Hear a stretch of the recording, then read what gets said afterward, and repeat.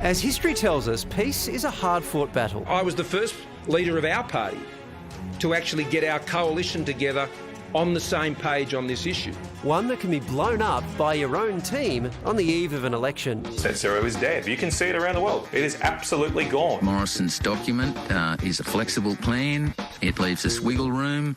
Coalition today desperately hosing down divisions. The world's moved past Matt Canavan. That's not his party's position, it's not the coalition's position, and it's not the government's position. That is firm and that is non-negotiable. When country people make a deal is a deal is a deal. Pull your head in, Matt. But once again, old pro-coal Canavan stuck that head out. What country in the world is doing anything? And if net zero is alive and kicking, show me where countries are doing that. Why are some high-profile nationals prepared to blow up the government over coal? Yeah, I don't think they are, Julie.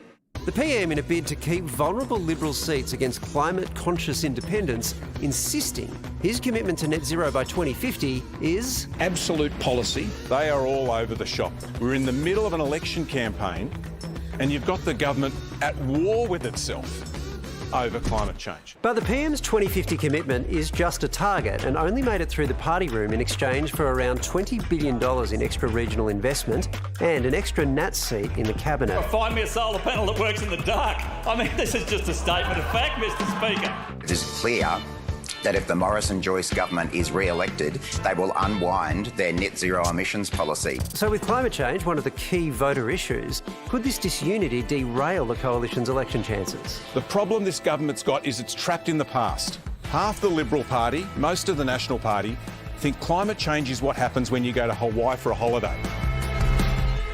From an outsider's perspective for the voters, division looks bad, right? How does this possibly help the coalition right now, Christopher? Like, how do they fix this? Well, it seems enigmatic, but there might be some method to Matt Canavan's madness, or it seems like madness.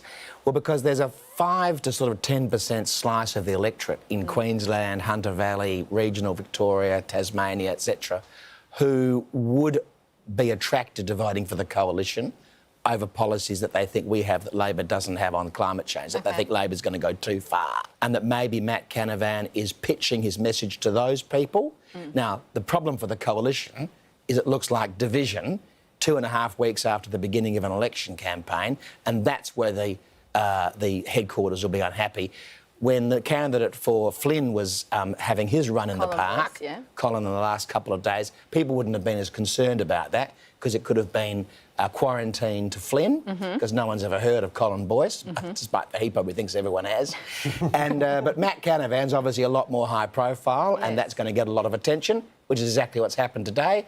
But there could, I mean, for the Nationals and Liberals in those kinds of seats, they would not be devastated about this turn of events, but it needs to end. That message has been sent. Otherwise, seats like Goldstein and Sturt and others will be in danger. Well, they're the seats that we have to mention here, because the Liberal Party is facing a threat from independents that are running very specifically on climate. That's right. And if you can't quarantine the net zero scepticism, shall we say, to the seats that where voters will actually find that appealing, what happens in those seats? Well, different things. Some of them will look at the candidate to see if the candidate shares their values. There'll also be voters, Waleed, who'll think there's no point in getting rid of people from the Liberal Party who actually agree with us, right?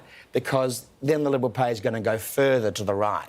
So the more that people say that these moderate candidates in seats like North Sydney or Warringah or Wentworth, wherever it might be, you know, well, shouldn't we keep Liberals who are like that, smaller Liberals, because that will make sure the Liberal Party doesn't go to the right. So voters are quite sophisticated and they do think that way. I mean, Liberal voters voted for me in Sturt when John Howard was the Prime Minister because John Howard and I were often at odds. Right. You know, I think this is not a bad thing. But you are still saying, though, that this needs to end and there could be potential ramifications in some key seats, as you talked about, Waleed, including Goldstein. Yeah. That happens to be the seat of our next guest. Tim Wilson is a Liberal MP for the seat of Goldstein and the Assistant Minister to the Minister for Industry, Energy and Emissions Reduction. And he joins us now. Tim, thank you for your time. Has Matt Canavan cost you your job? Well, thanks very much. But first, I'm just going to clarify, please, it's called Goldstein, not Goldstein. It's named after a woman by the name of Vida Goldstein, who was a suffragette, who's one of the most significant women in Australian political history.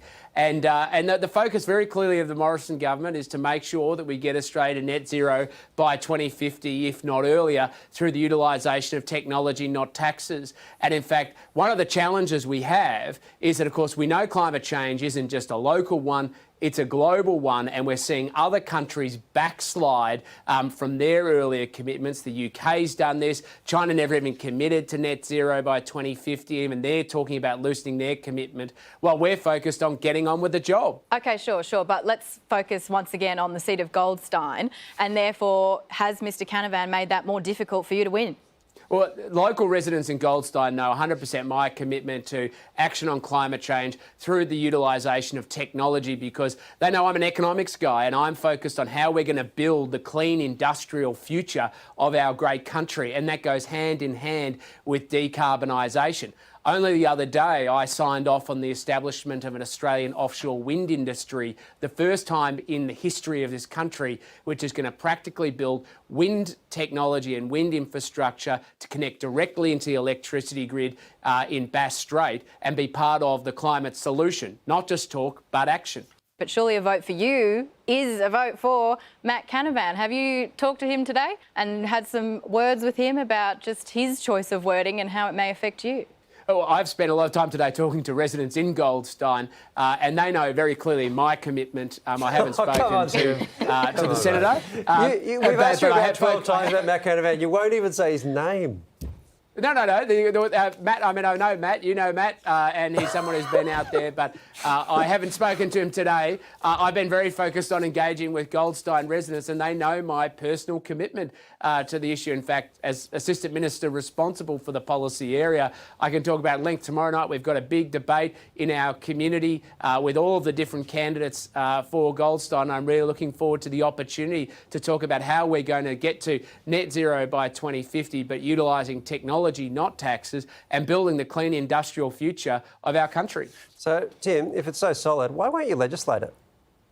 So, well, one of the challenges with going through pathways of legislation is, it's what the Greens want and Labor wants, is because then they take the fights off to the courts and they use those, they do in Germany, in France, in the United Kingdom, to take it out of the political debate and try and achieve policy objectives through the courts. I don't think that's the right way to deal with it. I think we want to respect Australians, engage them with the conversation about how we're going to build the clean industrial future of Australia, and do it with the social licence that comes democratically. We don't want courts to overturn the decisions of democracy and undermine the public confidence we have currently secured to be able to decarbonise Australia and get to net zero by 2050. They may trust Australians, just not the government.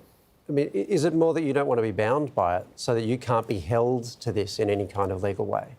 No, the focus very clearly is in how we take all of Australia together. As I said, one of the challenges you've got with, for instance, the Greens is they want to achieve decarbonisation through deindustrialisation and making every Australian poorer. We have the Labor Party that wants to achieve deindustrialisation by imposing more taxes and increasing costs on Australian households. And all of these are on the ballot on the 21st of May. Our focus and the Liberal position is how do we build the clean industrial future of Australia, work with industry and work democratically to achieve decarbonisation for the future of our country. Well, we've got a few long weeks left to spell that out to the voters. Tim Wilson, thank you for your time. Thank you.